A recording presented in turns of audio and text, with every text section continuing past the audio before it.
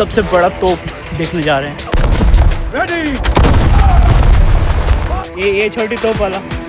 And I want to win.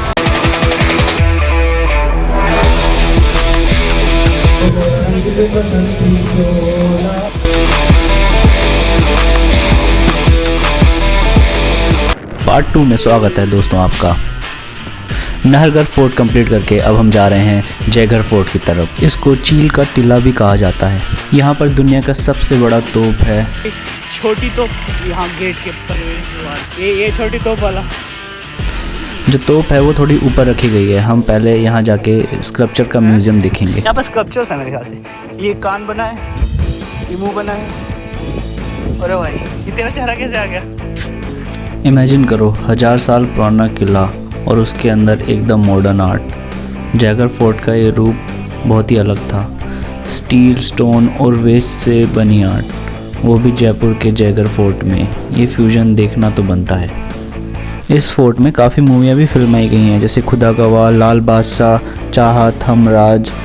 ये छोटे छोटे मॉडर्न स्कल्पचर इंडियन आर्किटेक्चर को दिखाते हुए। मुझे पता है आप लोगों को इतिहास तो पसंद नहीं होगा, बट इस किले का इतिहास ये है कि यहाँ बहुत सारा खजाना मिला था, जो कि यहाँ वाटर हार्वेस्टिंग टैंक के अंदर ड्रिल करके अलग से निकाला गया था सेना द्वारा in emergency during Indira Gandhi period. ये फोर्ट बहुत ही प्राचीन है और आमेर से यहाँ तक का एक टनल भी है जिसके थ्रू आप आ सकते हो। सबसे बड़ा तोप देखने जा रहे हैं। सबसे बड़ी तोप। विश्व प्रसिद्ध ये तोप केवल एक बार चलाई गई है, वो भी परीक्षण के समय। इस तोप से लगभग 35 किलोमीटर दूर तक हमला किया जा सकता है। यह तकरीबन 50 टन की तोप है। इसको घुमाने के लिए हाथियों की जरूरत पड़ती थी। यहाँ पॉज करके आप जवान तोप के बारे में और पढ़ सकते हैं।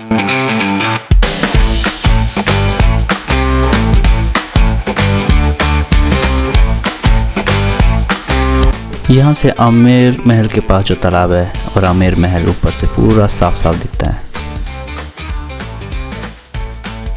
ये वाटर हार्वेस्टिंग सिस्टम है। बरसात में यहाँ पानी भर जाता है। 65 लाख गैलन वाटर यहाँ स्टोर किया जाता था। और ये आप सामने कैनाल देख सकते हैं। जयगढ़ फोर्ट में आप कैनन बनाने की लोकेशन भी देख सकते हैं। ये देख सकते हैं आप कार्ट जिस पे सामान ले जाया जाता था, और साथ में बड़ी तोप के पहिए भी पड़े हैं यहाँ पर। इस जगह को बजरंग वान कहा जाता है। यहाँ पर कैनन की जो तोप होती है उसके अंदर जो सुराख किया जाता है वो लोकेशन है। आप देख सकते हो पुराने ज़माने में भी कितना औसम मैकेनिकल मैकेनिज्म था। ये पूरा का पूरा फाउंड्री एरिया था जहाँ पर भट्टी और लोहा सारी चीज़ें होती थी। Pause, stop and zoom to study. ये सैनिकों का असेंबली एरिया हुआ करता था। साथ में यहाँ कारीगरी का काम भी किया जाता था। यहाँ से जल महल भी बिल्कुल साफ दिखता है। यहाँ गर्मियों में राजा और रानी रहा करते हैं। और दूसरी तरफ आप देख सकते हैं आमेर का किला। बहुत ही प्यारा दृश्य है। जयगढ़ फोर्ट से पूरे आमेर किला की निगरानी रखी जा सकती थी और उसे प्रोटेक्ट किया जाता था। यहाँ देख सकते हैं आप, वहाँ पर ये वॉच टावर है। इस वॉच टावर पे जयपुर का सबसे ओल्ड फ्लैग है। चलो अब हम आपको आर्मरी दिखाते हैं। ये आर्मरी का म्यूजियम है। नीचे आप जो तोप देख सकते हैं तोप बदली है। बाईं तरफ तोप नहरमुखी है और दाएं तरफ माधुरी। पीछे उस समय के राइफल। ये 18वीं शताब्दी की पिस्टल हैं। यहाँ आप ढाल देख सकते हैं, हेलमेट चेहरे को बचाने के लिए और हाथ का गार्ड।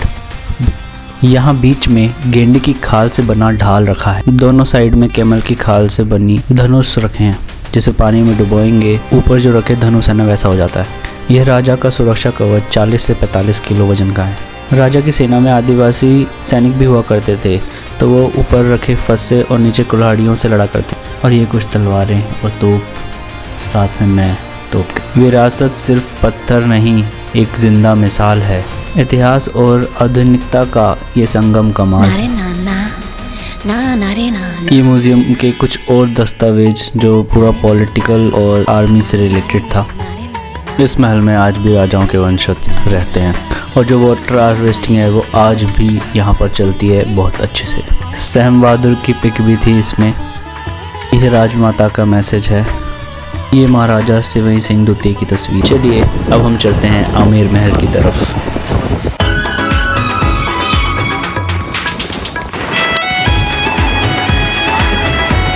ये हम पहुंच गए हैं Amer fort. Sexy fort. Bike को पार्किंग पर लगाई और आ गए हम आमेर फोर्ट।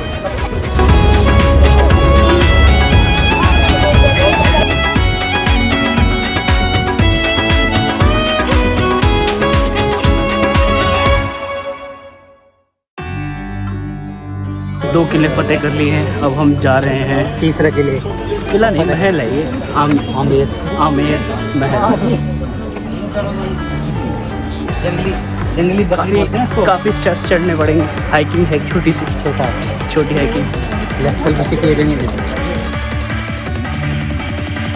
ये सागवान के बने गेट और हम ये सूरज पोल से अंदर आ रहे हैं। यहाँ से हाथी पे चढ़ के महाराज अंदर प्रवेश किया करते थे।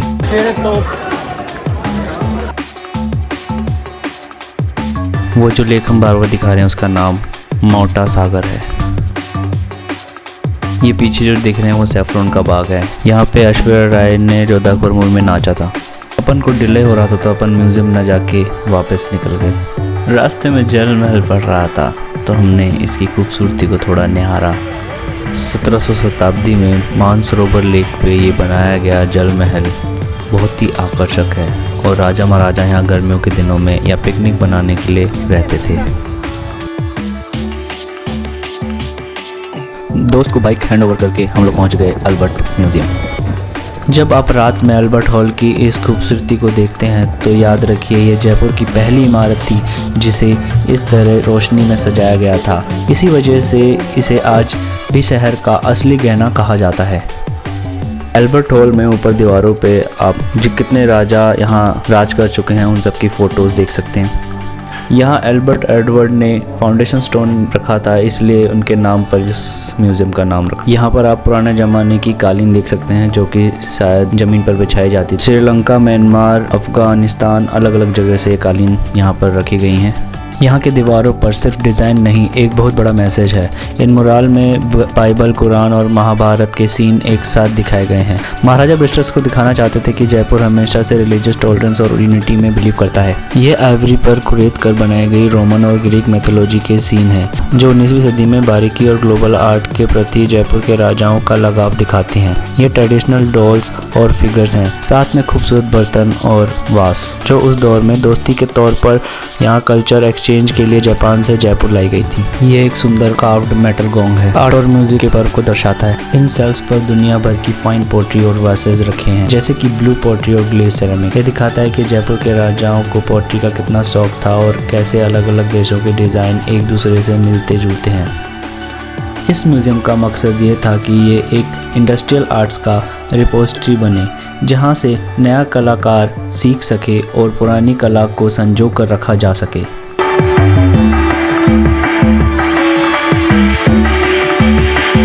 ये पुराने मंदिरों के कार्व्ड स्टोन पिलर्स और ह्यूमन फिगर्स हैं जो राजस्थान के इतिहास को दर्शाते हैं। इन्हें इंडियन मैथोलॉजी और पुरानी आर्किटेक्चर की खूबसूरती को संजो कर रखने के लिए यहाँ लाया गया है। आप कह सकते हैं कि यह पत्थर की मूर्तियाँ राजस्थान के पुराने मंदिरों की शान और हमारी सदियों पुरानी कला का सबूत है।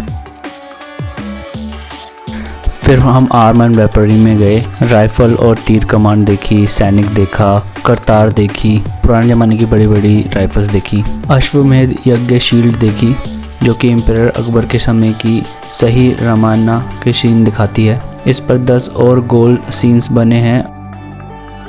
इसमें 10 मुख वाले रावण को दिखाया गया है जो कि एक थ्रोन पर बैठे हैं। ये एक miniature painting 12 zodiac science Asian Egyptian mummy जो टूटू नाम की महिला की है। इसे एक खास ग्लास केस में रखा गया है ताकि लोग इजिप्ट की इस पुरानी मॉमिफिकेशन कला को देख सकें। फिर अपन वहाँ से हवा महल की तरफ निकल पड़े।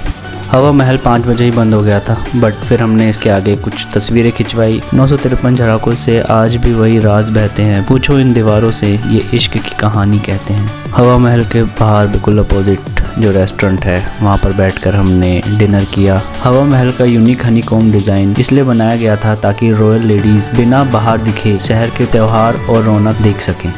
रेस्टोरेंट की बालकनी से बहुत ही प्यारा नज़ारा था। हमने यहाँ कुछ तस्वीरें भी ली।